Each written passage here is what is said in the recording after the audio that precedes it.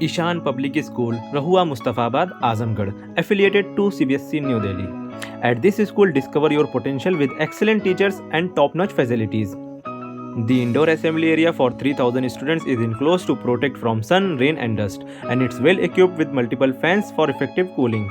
The school has a spacious and beautiful playground which includes kabaddi court, volleyball court and basketball court. The school provides good care for students with a 5 to 6 bed medical room for health issues. थोड़ा सा size का issue है, थोड़ा और better हो सकता था। अब अपनों की पसंद नापसंद का ख्याल तो अपनों को ही रखना होगा ना। पसंद आपकी, वक्त आपका। इजूशा डायमंड ज्वेलरी, हमारा सपना अब हर कोई पहन सके हीरा।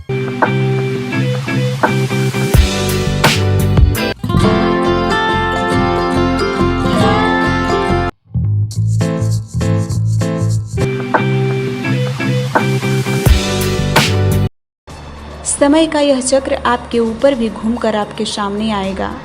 बुजुर्ग माँ बाप का घर में रहना बच्चों के लिए सबसे बड़ी ताकत होती है। माँ बाप कभी नहीं चाहते कि उनके बच्चों का कभी बुरा हो। किसी भी बेटे को यह अधिकार नहीं कि वह अपने माँ बाप को घर से निकाले। यह बातें समाज सेवी सुनील कुमार यादव ने आजमगढ़ के फरिया स्थित वृद्धाश्रम में बुजुर्गों के बीच समय व्यतीत करते हुए उन्हें कपड़े फल प्रदान करते हुए कहा। समाज सेवी सुनील यादव बुजुर्गों को भोजन परोसते हुए भावुक हो उठे। आइए सुनते हैं उन्होंने क्या कहा है। आज किस तरह का कार्यक्रम आपके द्वारा किया गया किया गया, उसके बाद कुछ अंग वस्त्र भी प्रदान किया गया, क्या कार्यक्रम था? मैं इंजीनियर सुनील कुमार यादव हूँ, आजमगढ़ का निवासी हूँ।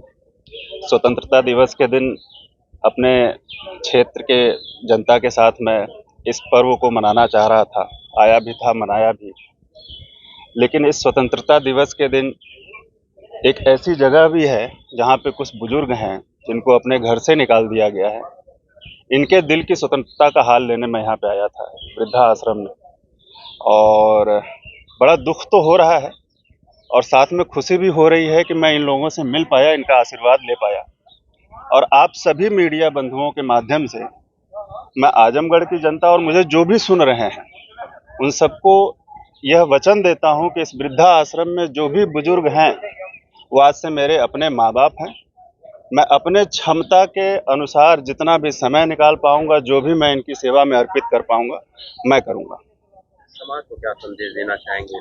समाज को यही संदेश देना चाहूँगा कि जो कर्म इनके बच्चों ने किया है, जिसकी वजह से आज ये वृद्धा आश्रम का सहारा लेने की कोशिश कर रहे हैं या यहाँ पे हैं, मैं ऐसे सारे नौजवानों को कम से कम ये संदेश दूं कि ये एक बहुत ही बुरे कर्म की श्रेणी में आता है। आपके माँ बाप की नीयत आपके लिए कभी खराब नहीं हो सकती है। उनका आपके घर में रहना ही अपने आप में बड़ी ताकत होती है। तो अगर मुझे कोई भी थोड़ा सा कुछ भी समझता है, अपना भाई समझता है, अपना बेटा समझता है, अपना बड़ा भाई समझता है, तो मैं समझता हूं कि मेरी बात मानते हुए कम से कम ये कृत्य ना किया जाए। अगर आपको भाई आप खुद घर छोड़ के चले जाओ, अपने माँ बाप को घर से निकालने का कोई हक नहीं है। क्योंकि मैं एक उदाहरण देता हूं आपको।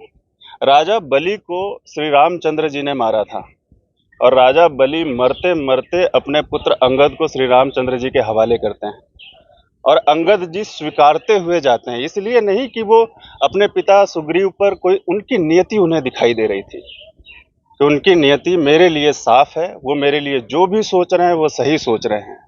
अगर मैं अपने माध्यम से, आप लोगों के माध्यम से ये कन्वे कर पाया तो मैं ज़रूर कहूँगा यहाँ के लोगों को कि भाई आपके माता पिता की आपके लिए सोच, उसकी नियति हमेशा आपके पक्ष में होती है।